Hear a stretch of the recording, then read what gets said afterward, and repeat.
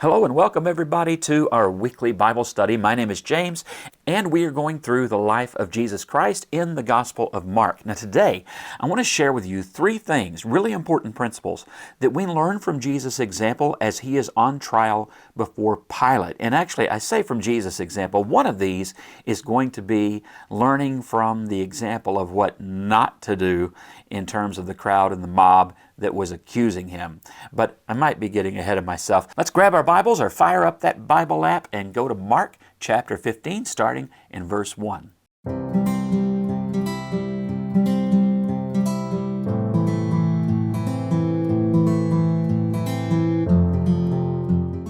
As we come to this chapter, Jesus has been arrested. He has already been accused by the chief priests and the Sanhedrin, and now they have kicked the ball over to Pilate. Let's grab our Bibles or fire up that Bible app and go to Mark chapter 15, starting in verse 1. Very early in the morning, the chief priests with the elders, the teachers of the law, and the whole Sanhedrin made their plans. So they bound Jesus, led him away, and handed him over to Pilate. "Are you the king of the Jews?" asked Pilate. "You have said so," Jesus replied. The chief priests accused him of many things. So again Pilate asked him, "Aren't you going to answer? See how many things they are accusing you of?" But Jesus still made no reply, and Pilate was amazed.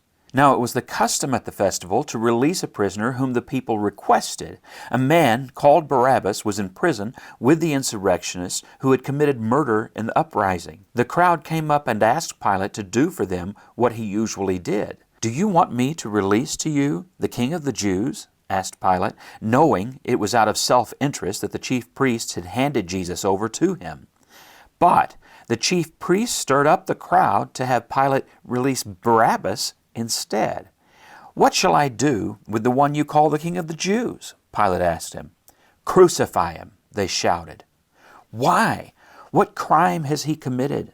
asked Pilate. But they shouted all the louder, "Crucify him!"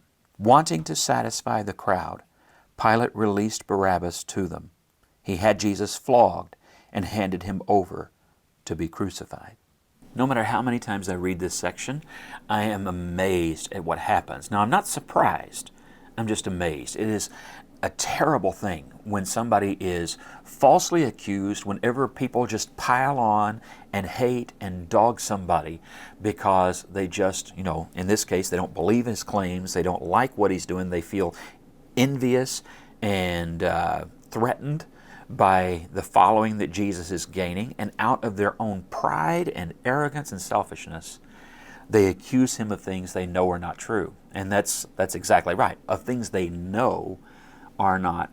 False accusations can be incredibly damaging, and that's why when God gave Moses at Mount Sinai the 10 Commandments, one of those, as some people like to think of them, the top 10, is bearing false witness.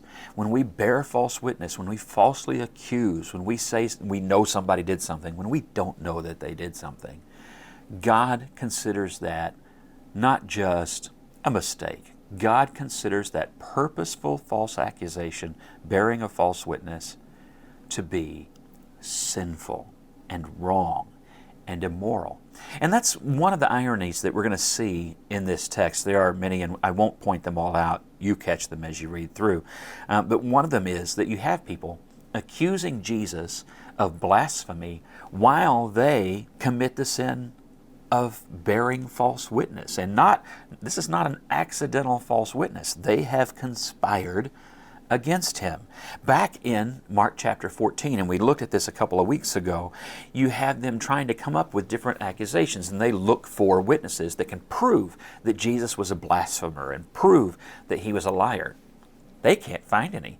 They can find people willing to commit sin of bearing false witness, but they can't find anybody with a real credible case. And yet, at the beginning of what we just read, they get up in the morning and say, well, we've still got to go forward.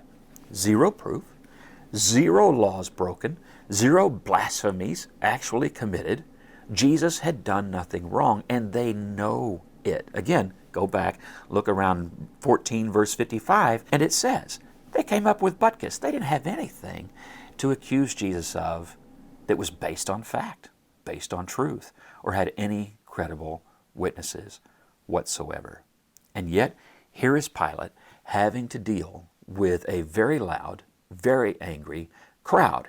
One of the things that they've done is round up as many people as possible to accuse Jesus and to yell, crucify him, give us Barabbas. And some of these people probably don't even know what's going on. They don't even fully understand what they're against. They just know our leaders say we should be against it, and doggone it, we're going to be against it. Glad that never happens anymore. But it happened then. And they riot, and they push, and they yell, and they scream. Pilate looks at Jesus and says, aren't you going to say anything? Aren't you going to rebuff all of this? Are you or aren't you the King of the Jews? And all he says is, you've said so. Because Pilate had used this in a mocking way and would later again when he put the sign above Jesus at the cross as a way of putting his thumb in the eye of the people causing the riot. That sign was really more a mockery of the Jews protesting Jesus than it was of Jesus. But Jesus remains silent. Why does he do that? Well, there are a couple of reasons. One is that he is fulfilling prophecy. In the book of Isaiah 53, which comes up a lot as we read the crucifixion and trial of Jesus, in Isaiah 53, God had told, through his prophet Isaiah, the people of Israel, that when the Messiah came, he would be a suffering servant. He would be, there were several things. He would be somebody that didn't draw a lot of attention to himself in terms of his look or his prominence or anything like that. And sure enough, Jesus comes as a baby, as we just celebrated at Christmas, comes as a baby to a carpenter family in a small town and born in a very humble and humbling place. Nothing that would call our attention to him. Isaiah says in chapter 53 that there was really nothing even that would make you look. If he's walking down the street, you might just walk right on by. And why did he do that? Jesus constantly wanted the glory to be God's. He wanted people to believe and follow him based on the truth that he was the Messiah and not on superficial flash, bang, or anything like that. Jesus was not a smoke and lights guy, as many in the religious world are now. Jesus was humble, and he did not do things to try and, incite riots or to draw people to him for all the wrong reasons. And in fact, when right after the feeding of the 5,000, there were people who came and chased him around to the other side of the lake because they thought, man, we found our meal ticket. He refuses to do that again for them right then and there because he said, now you're just following me for the fish. So wrong reason, we're not going to do that. That's just not who he was. And he was not somebody who was going to get into the fray. He's going to turn the other cheek, and he's going to exercise his right, as we would say, to remain silent. So it's to fulfill prophecy, but it's also his character, and it's not his character to fight fire with fire. Isn't that something? Because I think a lot of us now as Christians think that that's what we got to stop being these people who are meek, and we've got to stop being humble, and we've got to stop turning the other cheek. Jesus said the opposite. Humble yourselves. God opposes the proud but gives grace to the humble. Jesus says that you are to turn the other cheek. And we say, no, no, no. Jesus says, it's the only way I've told you. And if you want to follow me, that's the way it's going to work. But he didn't just say that and then turn around and do something else. Instead, Jesus actually gives us an example of what that looks like. And so, as Isaiah 53 says, a sheep before its shearers is silent, or a lamb before the slaughter. He doesn't say. He doesn't say. He's not there to plead his case. He's made his case. So what is going on?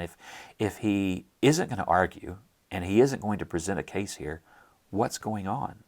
Well, the first thing is he has already known that it is God's will that he go to the cross, and he's going to go to the cross willingly. And so he is laying down his life for the world.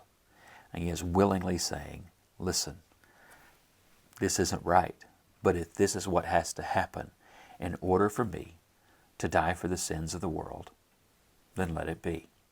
And we know that that's his attitude because after he prayed in the garden that God might find a different way for this to happen, he said, but not my will, yours be done. And he went and he accomplished it. So he understands God's will and he's trusting of God's will. Little lesson there for us, isn't it? When we know what God's will is, then we know what we need to do. Even if the world screams, even if the world accuses, even if it means walking through the fire, you trust the will of God. Little bonus lesson there.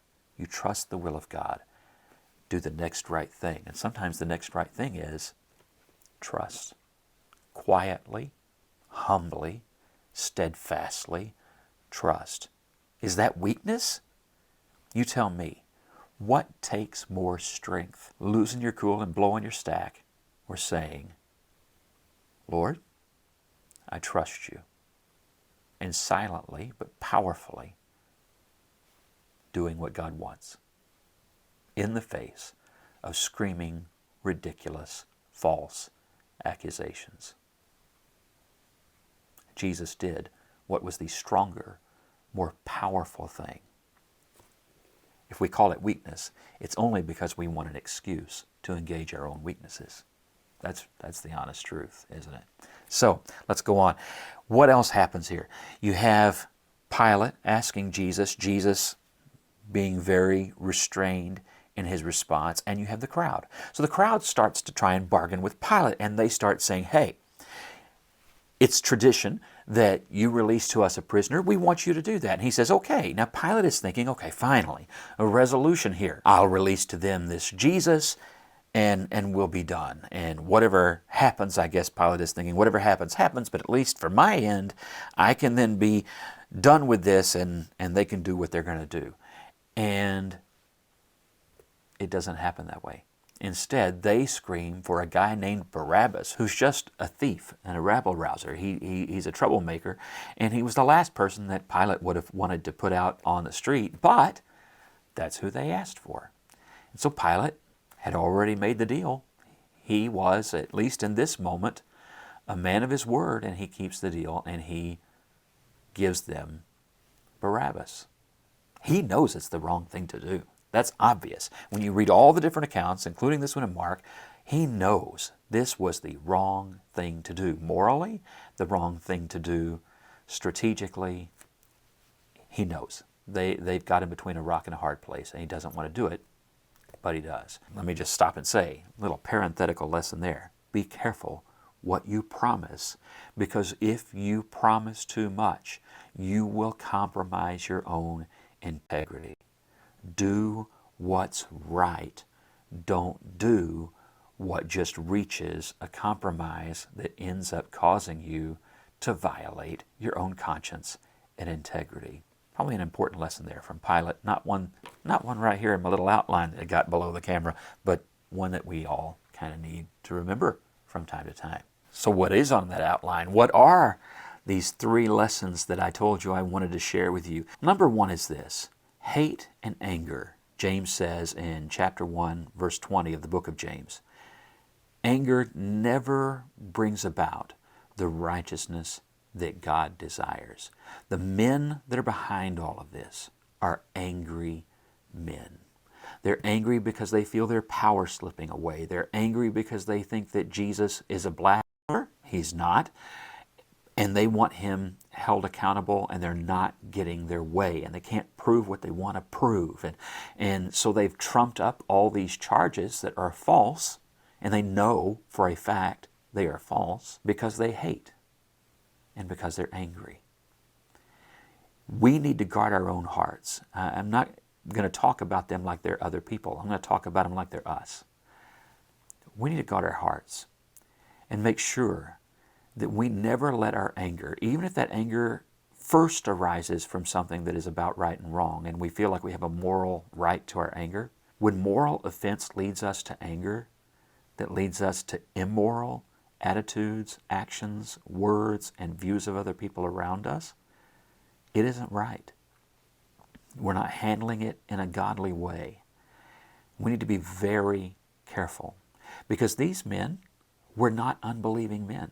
They were unbelieving of Jesus as the Messiah, but they were believers in God. They were believers in the Word of God. These were men who day after day got up and tried to live their life as people faithful to God and His Word. And look how wrong they got it. And we need to be careful that we don't do the same. When we're guided by anger, when we allow hate to creep in as religious fervor, when we allow moral superiority to become arrogance and hatred, we become these people. And we will falsely accuse people who are doing God's will of being against God. It happens all the time. I see it all the time. We've all made that mistake, self included. So be very careful about where your strong feelings go. If your strong feelings are from the Spirit of God, they will lead you to the fruit of the Spirit. If they lead you to constant anger, if they lead you to constant hatred, if they lead you to condescension of those that disagree with you, then what's going to happen is you're going to find yourself on the wrong side of this story. You're going to find yourself among the chief priests, the Sadducees, the Pharisees, and the scribes and teachers of the law. And that's not where any follower wants to be. So be very careful how you deal with your anger. Anger is going to happen. We all get it. Sometimes we're going to misread circumstances. Sometimes we're going to harbor grudges. Forgiveness is not optional as a disciple of Jesus. Forgiveness is who we must be. So work through the anger. Do the hard things. If you're not sure how to do that, you may need to get some counseling. Get a good Christian counselor who's going to help you work through that. Talk to your preacher if you need to. But work on it, okay? Get the help you need, because you don't want to become this person. And if you're not sure that that's what you've become, ask your family. Do I sound like this when I watch the news? Do I sound like this when I hear about so-and-so and something good has happened to them? Do I get angry? You know, ask them. Could your family see you doing this? If they say yes, don't get angrier. Listen and seek the help from the Lord and from your brothers and sisters that you may need. Number 2 is this. Mobs are dangerous. If you're already struggling with anger, hanging out with other angry people doesn't work. It does not work. Walk away from the angry mob. Whatever it is, whether that's at a sporting event, you got a bunch of angry parents, there is nothing dumber than when the parents are the ones who have to be kicked out for poor sportsmanship from a game, okay? It's just foolish, and it's sad, and it's pathetic when that happens. Think about the example you're setting for your kids. When it's other venues, same thing. Walk away from the crowd if you have to.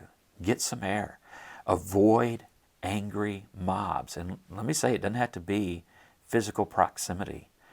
If you are in any kind of an online echo chamber, and I'm not thinking of any kind in particular whatsoever, not even thinking of a particular topic, because it doesn't matter. You might be thinking I'm speaking about politics, and I'm not even. Good grief. I've seen people get really upset just over whether or not you correctly identified a 1949 Studebaker pickup versus a 1948 Studebaker pickup. And who cares? Who cares? Walk away. When a whole bunch of people are piling on, walk away. Jesus did that, by the way. You remember when they wanted to kill Jesus back at Nazareth because he proclaimed himself as the Messiah, and it made people really angry? What did they do? They led him out to a cliff, and they were about to throw him off to kill him. That's how angry they were, because they didn't follow step number 1. And they didn't follow this step number 2, which is to avoid the angry mobs. Instead, they formed one. What does Jesus do? Does he form a rival mob? Does he try and get people to rally around to his defense? That's our temptation. It's not what Jesus did. Just like in this moment, Jesus doesn't say a word. He very powerfully, with self-control, walks through the midst of the crowd and goes away. So far as it depends on you, Paul says, be at peace with everyone. Sometimes that peace will come, not because everybody stops arguing, but because you refuse to participate. Walk away. Psalm 1 says that we are blessed when we do not walk or sit in the seat of those who mock and yell and mob and are angry. Walk away. Be a man, be a woman of peace. Be a man, be a woman of Jesus. It's powerful when we refuse to participate in the works of Satan and the anger that he provokes. So avoid anger, avoid the mobs, deal with your anger if you need to. It happens to the best of people. Deal with it in very healthy ways. And if you don't know what those ways are, there are answers. Seek them. In the Word of God, again, counseling if you need it. Whatever you do, don't find an echo chamber. Don't find cheerleaders for your anger. It's not healthy. Finally, the third thing, be like Jesus. He was patient. He was self-controlled. He was not weak. It takes incredible strength to hold yourself back. I've mentioned before, I think in a lesson just a couple of weeks ago, that one of my favorite songs when I was a kid was the song 10,000 Angels. He could have called 10,000 angels to destroy the world and set him free. But he didn't. Instead, he went to the cross and he died alone for you and for me. Why do I repeat that song? Because the example is so powerful. He had it at his command to destroy everyone who was yelling at him. And he chose peace. You say, yeah, but it cost him his life. Yeah, it did. It did. Let me ask you something. When you stand before the judgment of God, would you rather, I like that game, would you rather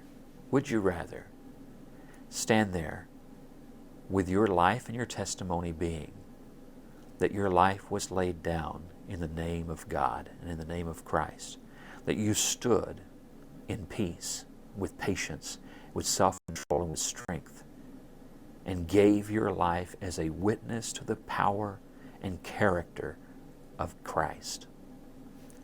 Or would you rather stand before God with all the burned bridges, all the destroyed relationships that anger has brought about, and have to try and justify, well, but God, I was angry? How's that going to work for you? Anger does not bring about the righteousness that God desires, but peace, patience, self-control, fruits of the Spirit in Galatians 5. Those are right there in the list. Those do. They honor God. They honor the example of Christ. They heal your relationships. They bring about what's right. At the end of the day, whose example shouts triumph? Jesus or the men who convicted him? Yeah, we don't even know their names. We know their deeds. And we know that it was all loss. What do we know of Jesus? Triumph, victory, glory, grace, redemption, hope. Jesus won. You'll win when you follow his example. God bless you as you give your life to strength, patience, and self-control. And one last little quote. John Milton, who wrote Paradise Lost, put it this way: the best argument against false accusation is silence and sufferance, and honest deeds set against dishonest words. Your example, your steadfastness, and your strength that is found in patience will be your greatest testimony against anything said against you. God bless you, and have a great week.